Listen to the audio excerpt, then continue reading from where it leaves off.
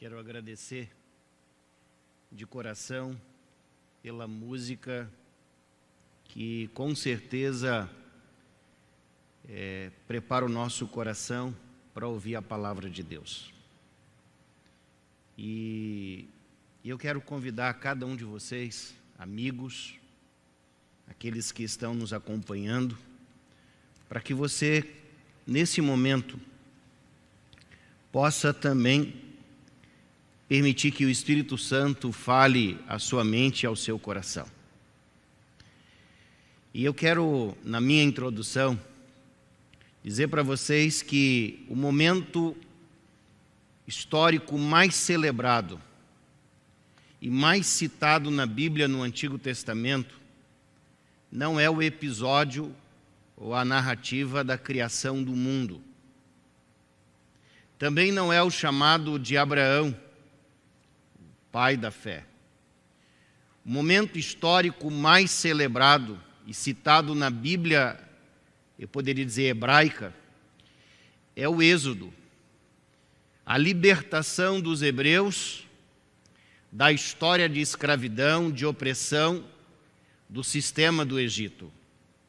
Este é o evento que marca a história de Israel com Deus, e uma história especial, pois esse é um projeto de libertação dos poderes opressores do Egito, e isso começa com a libertação dos escravos, mas continua, porque logo após a travessia do Mar Vermelho, Deus conduz esse povo em direção à habitação de Deus, o Monte Sinai, aonde Deus estabelece ali a sua aliança e constitui pela primeira vez uma congregação para adoração ao nosso Deus.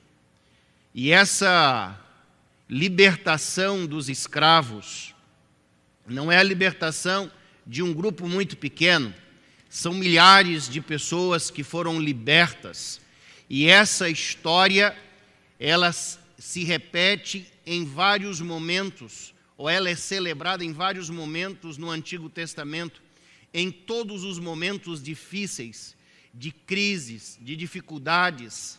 O povo relembra essa história, menciona esse fato, comemora e celebra a libertação de Deus. Por isso, o Êxodo é a história mais importante do Antigo Testamento da Bíblia hebraica. Mas, dentro do livro de Êxodo, ou do livro do Êxodo, nós temos aquilo que é central diante dessa literatura. E quando nós olhamos para essa literatura, nós descobrimos que de todos os fatos que são registrados ali, o capítulo 15 de Êxodo ocupa um lugar de destaque, porque é justamente a narrativa que nós temos ali o cântico, chamado Cântico de Moisés. E isso é o coração do livro do Êxodo. Esse Cântico de Moisés, ou algumas outras pessoas dizem o Cântico do Mar, outros dizem o Cântico do Deserto, outros ainda dizem o Cântico da Montanha, porque esse cântico continua e ele conduz, na realidade, para essa habitação de Deus, onde eles recebem aí a aliança. Independentemente do título que você dê a esse cântico, nós iremos nessa manhã trabalhar como se fosse o título, o Cântico de Moisés. Mas quando nós olhamos para a vida desses hebreus, a vida que eles levavam, a palavra de Deus mostra claramente para nós como é que eles viviam, como que era a sua vida. E eu quero apresentar para vocês um breve resumo daquilo que eu encontrei na palavra de Deus. Vejam só que aparece aí também para vocês, dizendo que coube-lhe construir, fazer tijolos. Eles são oprimidos, são escravizados, são tiranizados, sobrecarregados, amargurados em sua vida. Eles realizam trabalhos forçados, são carregadores, trabalham sob comando de feitores, de capatazes, e por isso, diz a palavra de Deus, eles gemem e eles gritam. Diante dessa opressão, diante dessa situação em que o povo de Deus estava vivendo, Deus, de maneira milagrosa, Deus envia então aquilo que nós chamamos as 10 pragas.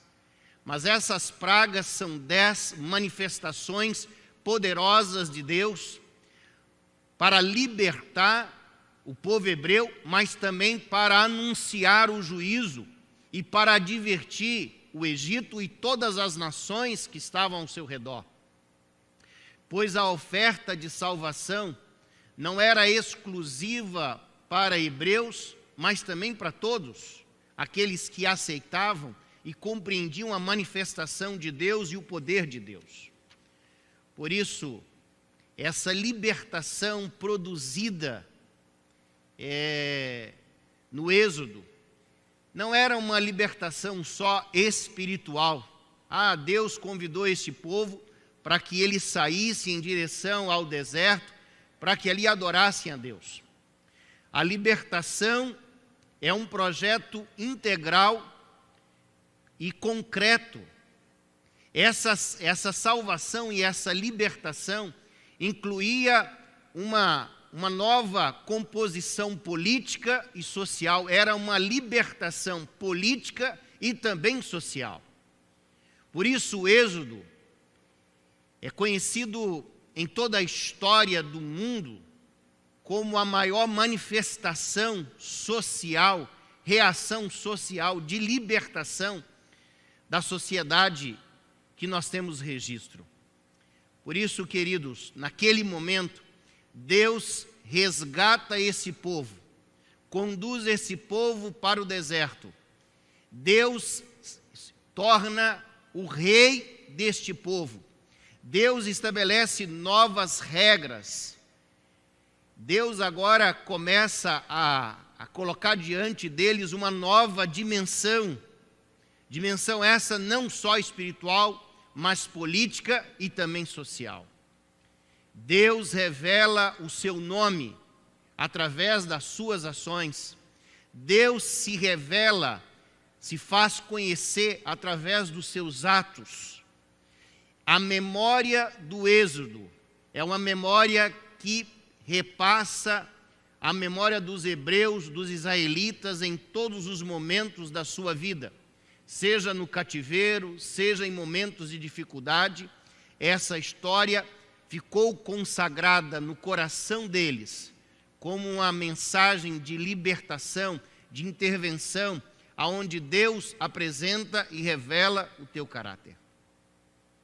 Mas eu apresentei para vocês que Deus ele intervém, e diante dessa intervenção de Deus, existe uma atitude também do povo. E o povo agora, eles cantam, eles louvam a Deus. E eu quero convidar você nesse momento, para que você possa abrir então a palavra de Deus, diante desse cântico, chamado Cântico de Moisés, que está no capítulo 15 de Êxodo. Abra a sua Bíblia, e você também poderá acompanhar os primeiros versos que nós estaremos lendo nesse momento. E eu leio assim: Então entoou Moisés e os filhos de Israel este cântico ao Senhor, e disseram: Cantarei ao Senhor, porque triunfou gloriosamente, lançou no mar o cavalo e o seu cavaleiro. O Senhor é a minha força e o meu cântico, e ele me foi por salvação. Este é o meu Deus, portanto eu o louvarei. Ele é o Deus de meu pai, por isso eu o exaltarei.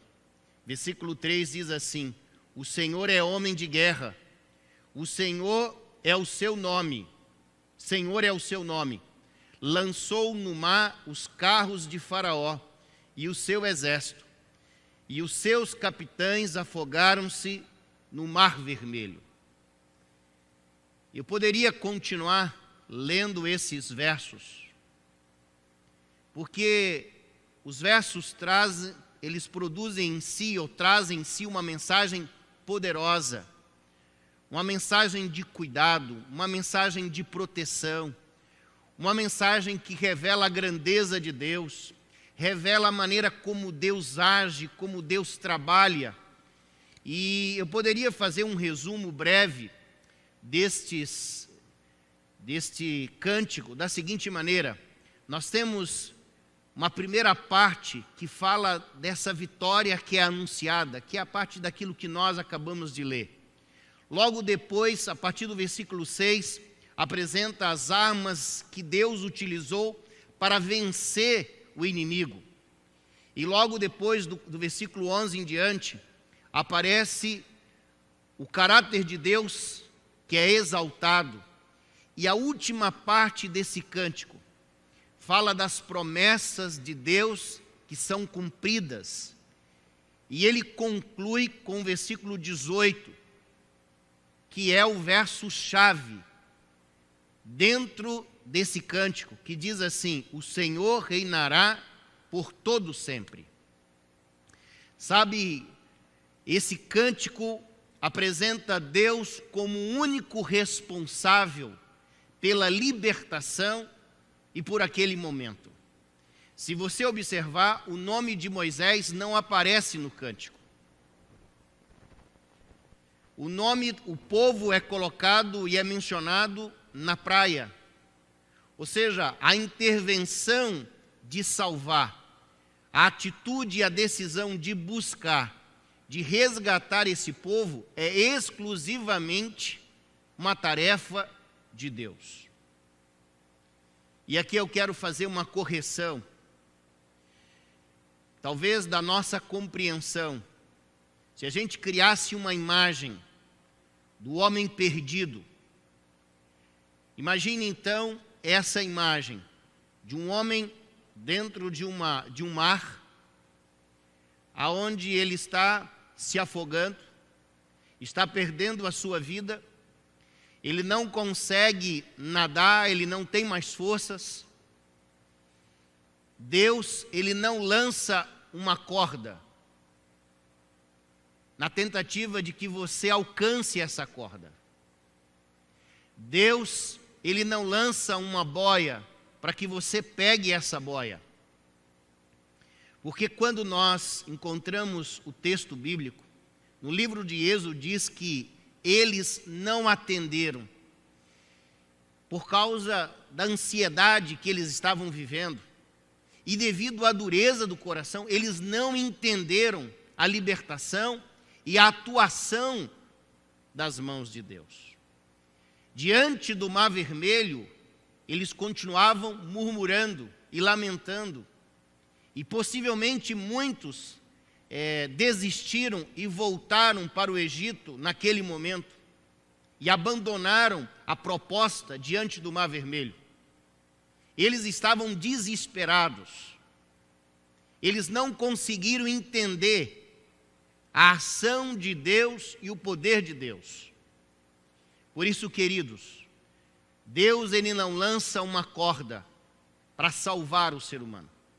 Ele enviou o seu próprio Filho, que se lança ao mar e agarra o ser humano, que resiste, que luta para não ser salvo. Deus fez isso também com a nação de Israel. Deus salvou esses hebreus, intervindo na história e entrando na história, enfrentando o faraó, libertando esse povo, utilizando o mar, utilizando o vento, utilizando todos os recursos para libertar aquele povo. O livro de Êxodo, ele tem um padrão literário. Você percebe que você vê ali a descrição de um povo que está aflito, de um povo que sofre. Você percebe também a descrição de um povo que lamenta e que começa a chorar pela situação de opressão que eles estão vivendo. Logo depois surge então a palavra divina como promessa, dizendo que Deus libertaria, que Deus enviaria alguém para libertar. E finalmente nós encontramos então a ação divina, Deus agindo. E diante da ação de Deus, desse poder libertador, o povo então agora canta. O povo louva a Deus como uma resposta. Esse padrão, eu queria que você gravasse nesse momento.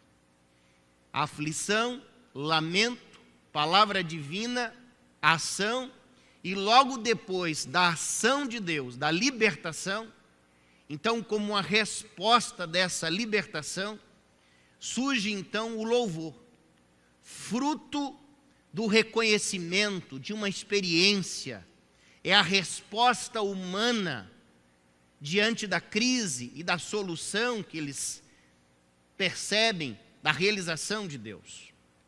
Deus entra na experiência humana de sofrimento para trazer o ser humano para a sua realidade. Deus entra na história de opressão de Israel e o liberta. Deus compartilha com o seu povo a dor, e Deus corresponde isso, libertando e dando liberdade. O louvor nesse momento não é Moisés só cantando, mas é Moisés e os filhos de Israel celebrando um cântico de vitória, de libertação, e esse cântico é dirigido a Deus, mas ele é entoado e cantado e celebrado diante das pessoas, porque para Deus esse cântico é gratidão, mas diante das nações e das outras pessoas, isso serve como testemunho. Sabe, queridos, eu aprendi muito através do estudo e da análise desse cântico, porque eu vejo que nós devemos louvar a Deus como gratidão, nós devemos louvar a Deus por sua libertação, quando Deus age, quando Deus liberta, quando Deus intervém. E nós devemos louvar a Deus também como testemunho daquilo que Deus fez e continua fazendo na nossa vida. O povo de Israel, eles aprenderam a cantar essa canção. E eu não sei se eles faziam isso como se fosse uma romaria, se eles faziam isso como um coral, se eles faziam isso individualmente, em direção ao templo, se eles celebravam e cantavam isso nos seus cultos familiares.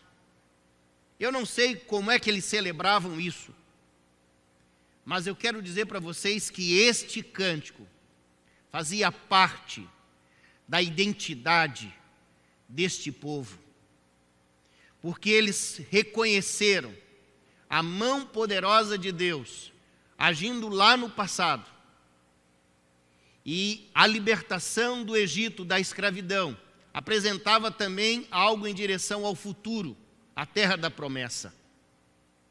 Por isso, queridos, mesmo depois de sair do Egito,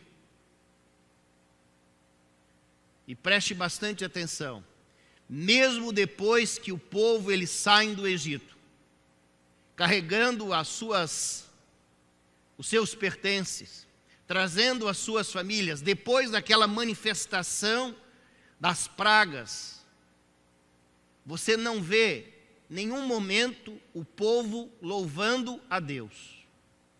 O povo só louva a Deus quando eles são batizados, quando eles passam pelo mar e eles pisam em terra firme e vê aquelas muralhas de água ao seu redor e contemplam então a vitória de Deus sobre os seus inimigos. É nesse momento que eles louvam a Deus. Eles não louvaram em outro momento, mas eles louvam a Deus diante da libertação. Por isso, o capítulo 15, ele é o centro do livro do Êxodo. todas as outras histórias, elas convergem nessa direção. Por isso esse tema é tão recorrente no Antigo Testamento e ele também aparece no Novo Testamento. E agora eu quero convidar você para nos dirigir lá para o livro de Apocalipse, quando novamente o Cântico de Moisés é citado. Vamos para o capítulo 15 de Apocalipse. E nesse capítulo 15 de Apocalipse, se você abriu a sua Bíblia, você vai perceber que o texto começa assim. Deixa eu projetar para vocês. Vi no céu outro sinal grande e admirável. 7 anjos tendo os 7 últimos flagelos, pois com esses se consumou a cólera de Deus. Eu li o versículo 1. O verso 1 descreve as pragas que o apóstolo João, ele está vendo pela primeira vez, dizendo: essas pragas não são as pragas do Egito, mas são pragas que irão cair sobre os ímpios nos últimos dias. Deus agora começa a descrever essas pragas, mas aqui existe uma pausa, uma ruptura. Drasticamente o assunto muda. E agora sim o texto que está projetado para vocês. Aparece o versículo 2 que diz assim: vi como que um mar de vidro, mesclado de fogo, e os vencedores da besta, da sua imagem e do número do seu nome, que se achavam em pé no mar de vidro, tendo harpas de Deus. E o versículo 3 diz assim: e entoava o cântico de Moisés, servo de Deus, e o cântico do Cordeiro, dizendo: grandes e admiráveis são as tuas obras, Senhor Deus Todo-Poderoso. Justos e verdadeiros são os teus caminhos, ó Rei das nações. Quem não temerá e não glorificará o teu nome, ó Senhor? Pois só tu és santo. Por isso todas as nações virão e adorarão diante de ti, porque os teus atos de justiça se fizeram manifestos. Queridos, é impressionante esse texto. Sabe, a cena que nós temos, ela é simples, mas ela é uma cena surreal, porque nós temos aqui a descrição daqueles que venceram a besta, a sua imagem.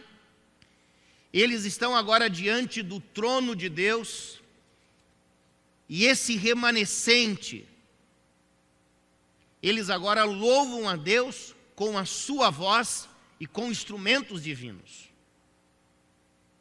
Na visão do discípulo de Pátimos, o remanescente fiel, ele não está sendo perseguido, ou ele será perseguido por um erro tático.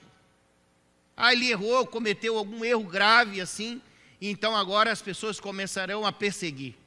Não, essa perseguição que estará acontecendo é resultado de um remanescente que é fiel, de um remanescente que tem a sua vida fundamentada no Evangelho, de um remanescente que vive a verdade em Cristo Jesus e que não aceita as ideologias e doutrinas erradas. É por isso que acontece a perseguição.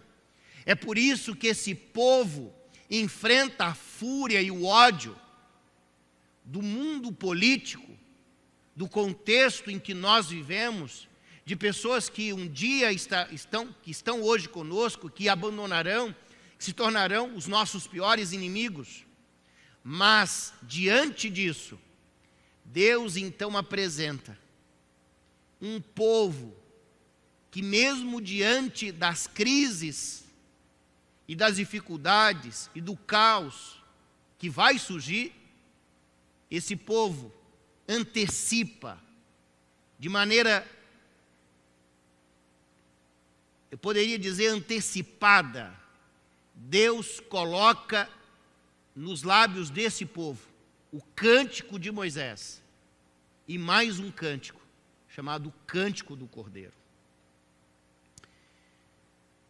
Eu não sei se você conseguiu entender, mas aqui nós temos uma outra lógica literária.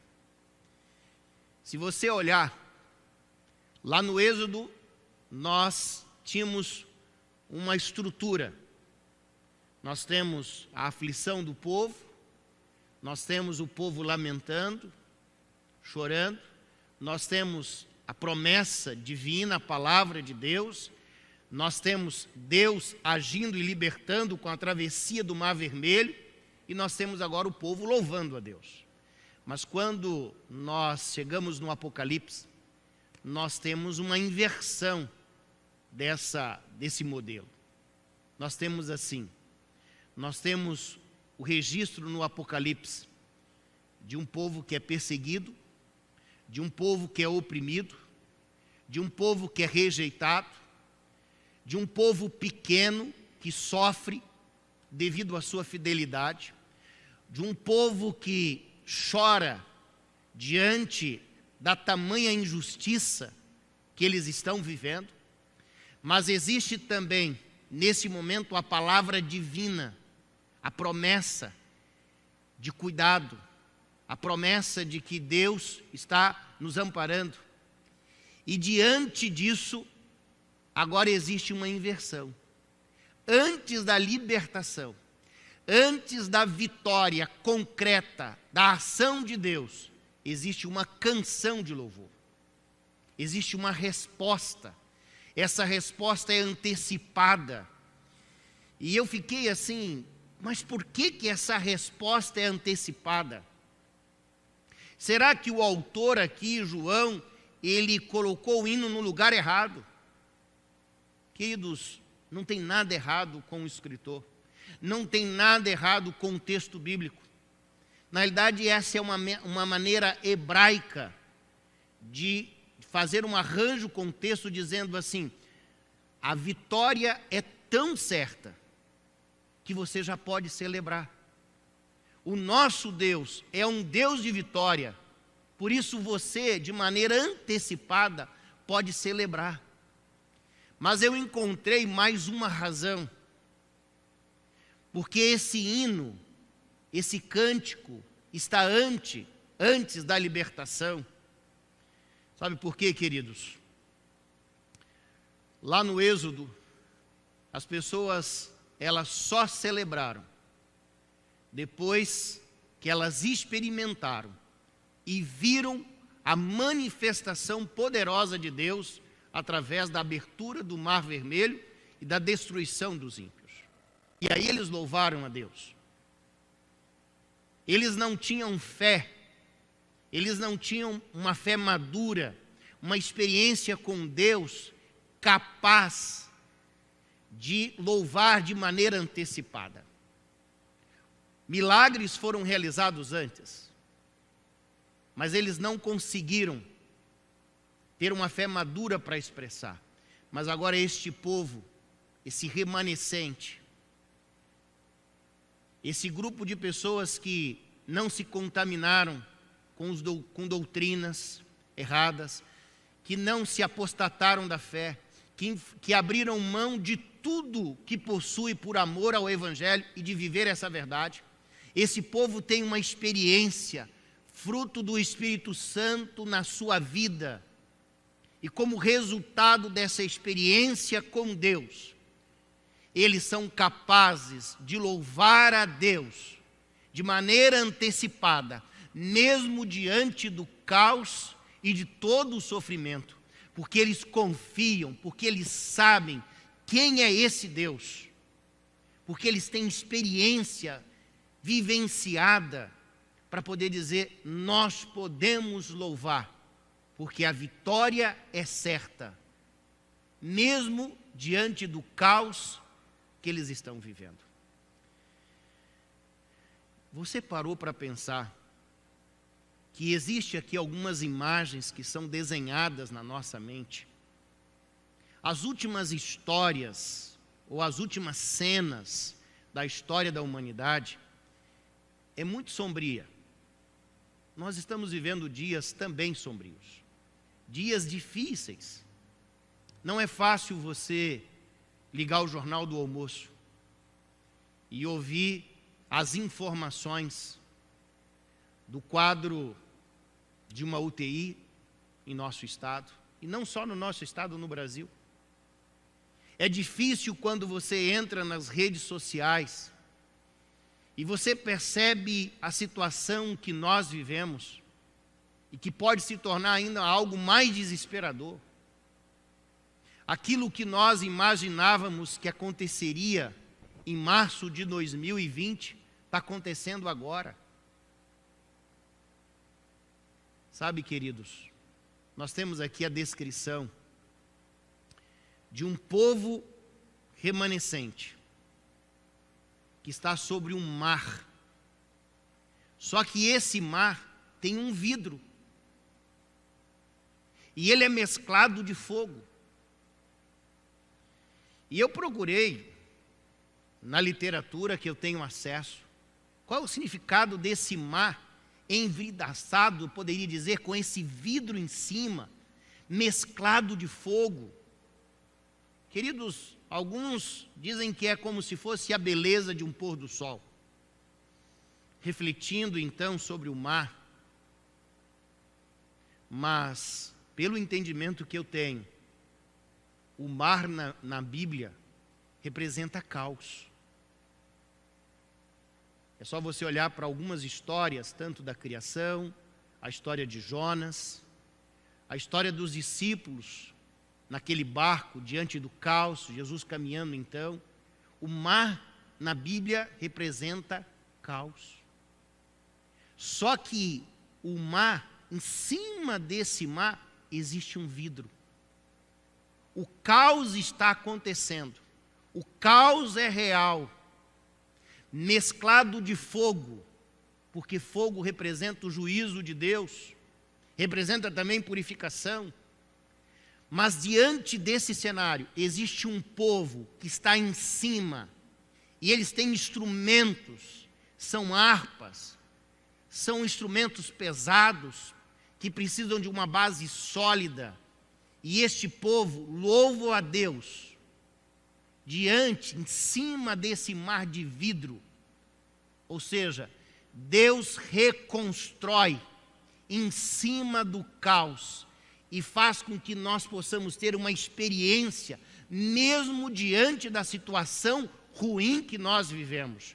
Deus diz, mesmo diante de crises, mesmo diante do caos, vocês podem celebrar, vocês podem cantar, vocês podem louvar a Deus.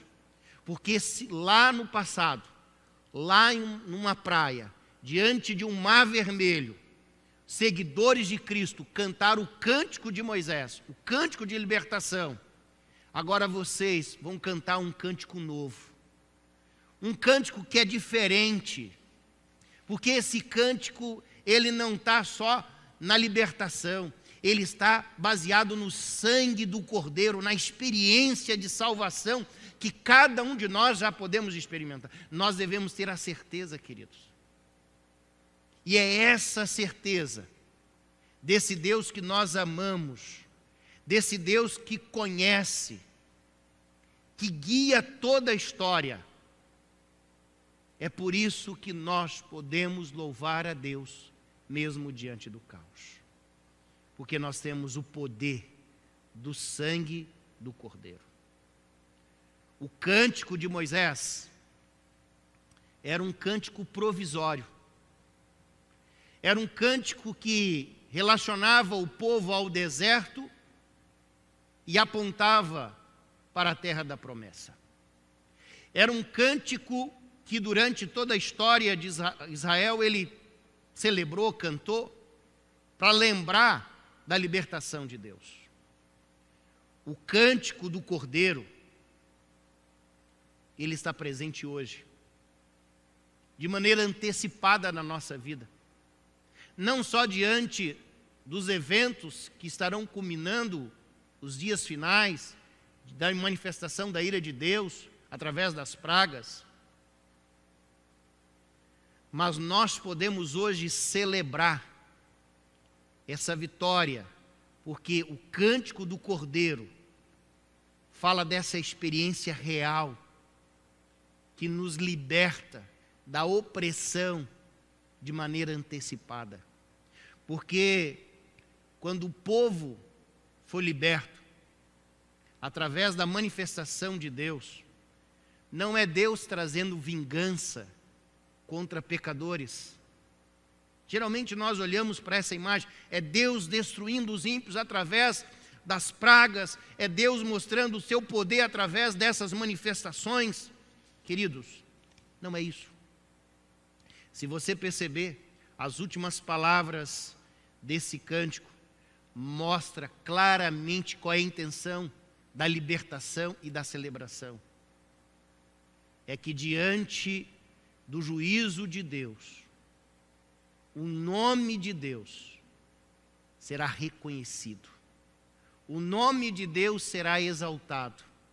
É verdade que é um cântico de gratidão, é um cântico de libertação, mas é um cântico também de entronização.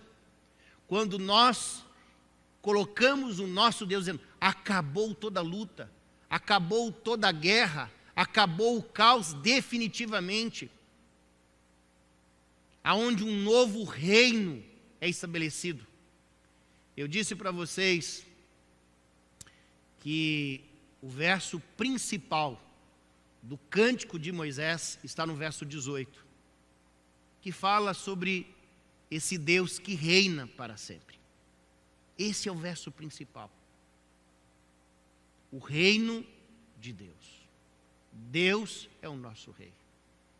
E isso aparece novamente agora, diante do cântico do Cordeiro, quando Deus elimina toda dúvida e estabelece definitivamente o seu reino através da entronização de Cristo Jesus. Sabe, queridos, eu quero encerrar a nossa reflexão desta manhã contando para vocês a história de um capitão, de um piloto.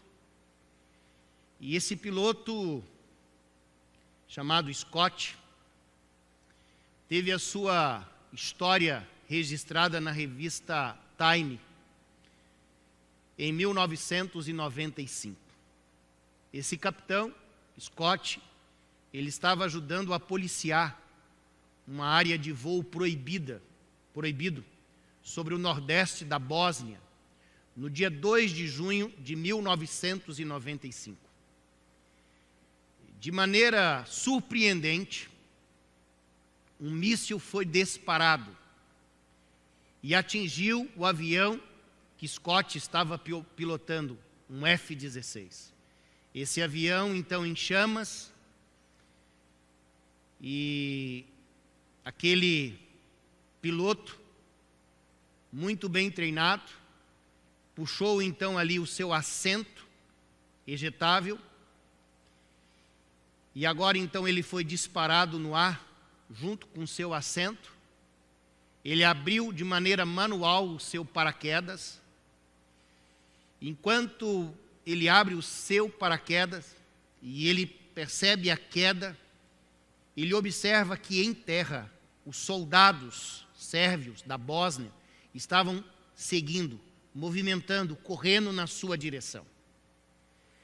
E aquela queda foi uma queda assim, que durou alguns minutos, quem sabe alguns segundos, mas para Scott foi uma eternidade, porque ele percebia claramente os soldados.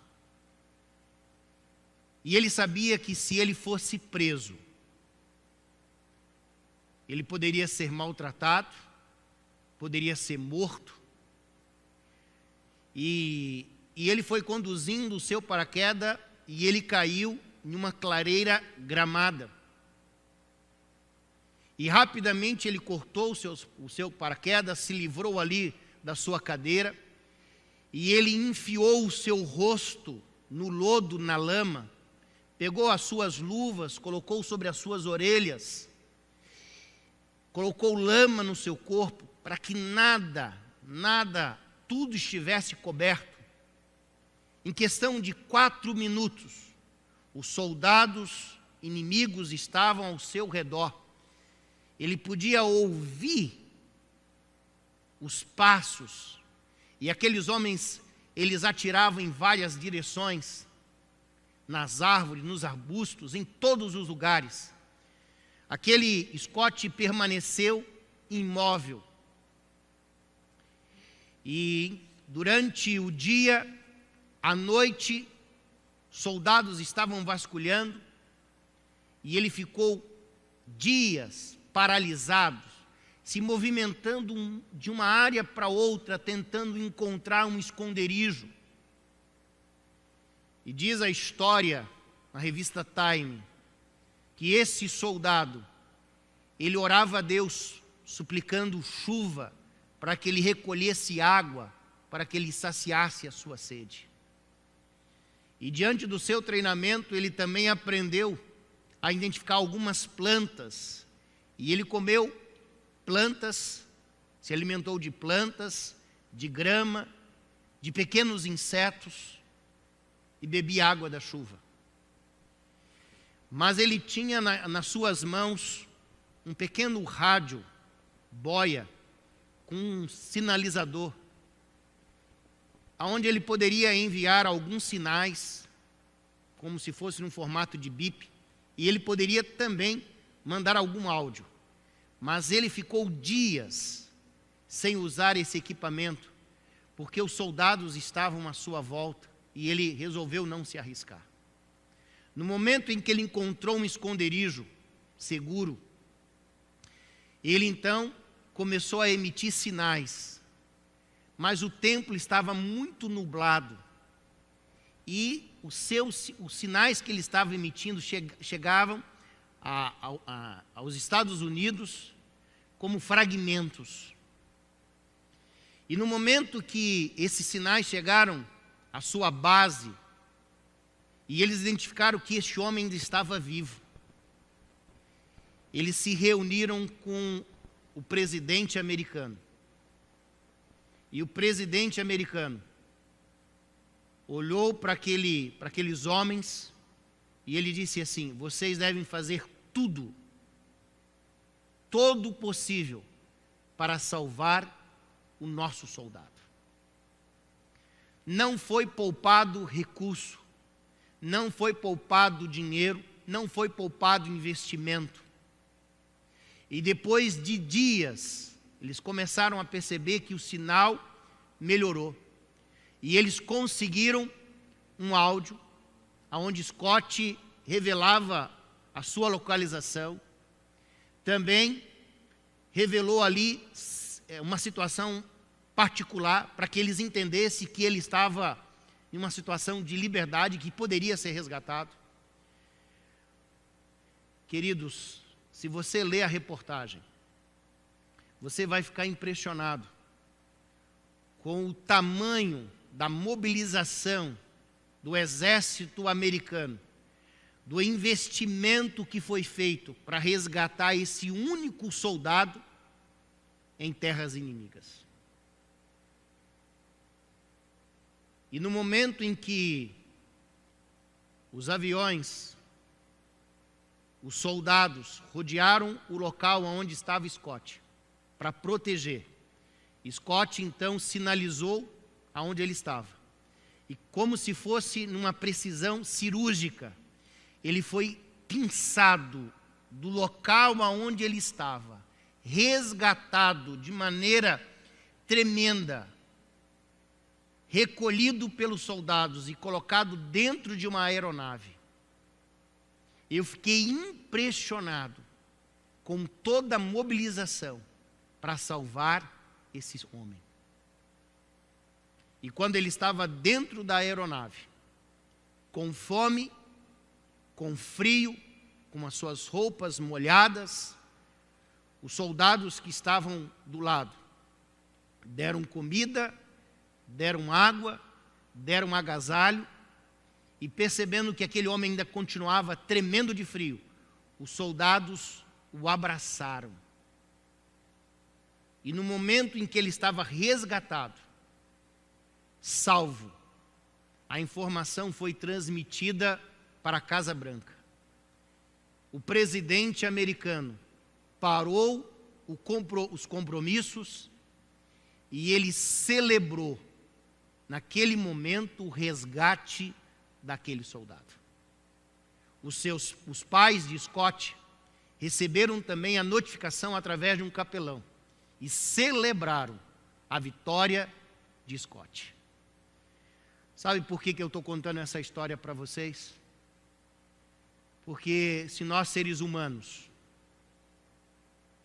se uma nação foi capaz de agir de maneira poderosa e de uma maneira cirúrgica para salvar um único soldado diante de um ambiente hostil, Deus, Ele fez muito mais e continuará fazendo muito mais por cada um de nós. E eu quero concluir a mensagem dessa manhã com esse pensamento. Celebrar é possível e preciso para quem com fé reconhece a atuação de Deus, apesar de tudo que está aí. Anote esse pensamento. E diante de dias tão difíceis, não tenha medo de celebrar, porque é possível e é preciso, porque nós temos a certeza de um Deus que age e continuará agindo em favor dos seus filhos. Que Deus nos abençoe. Vamos orar? Querido Pai que estás nos céus, obrigado, Senhor, pela proteção, pelo cuidado. Obrigado, Senhor, porque nós temos na Tua palavra o cântico de Moisés, que fala dessa libertação, a libertação de um povo da opressão, a libertação de um povo que Deus tira da escravidão e o conduz à terra da promessa. Mas nós temos também na Bíblia um outro cântico, o cântico do Cordeiro, que revela essa experiência do sangue de Cristo na nossa vida. Uma experiência muito mais sublime, uma experiência que é fruto do Espírito Santo na nossa vida, que mesmo diante do caos, nós podemos celebrar a vitória de Deus. Mesmo vivendo, Senhor, diante dessa pandemia e do número de mortos que se somam, nós ainda temos a certeza da atuação, da libertação, da salvação desse Deus. É por isso, Senhor, que reconhecemos que Deus é o grande Deus da nossa vida e que nós possamos permitir, Senhor, que Deus continue agindo no nosso coração e nos salvando todos os dias de nós mesmos. Nós rogamos, Senhor, não que haja em nós merecimento algum, mas nós confiamos em Cristo Jesus. Amém. Amém. Que Deus te abençoe.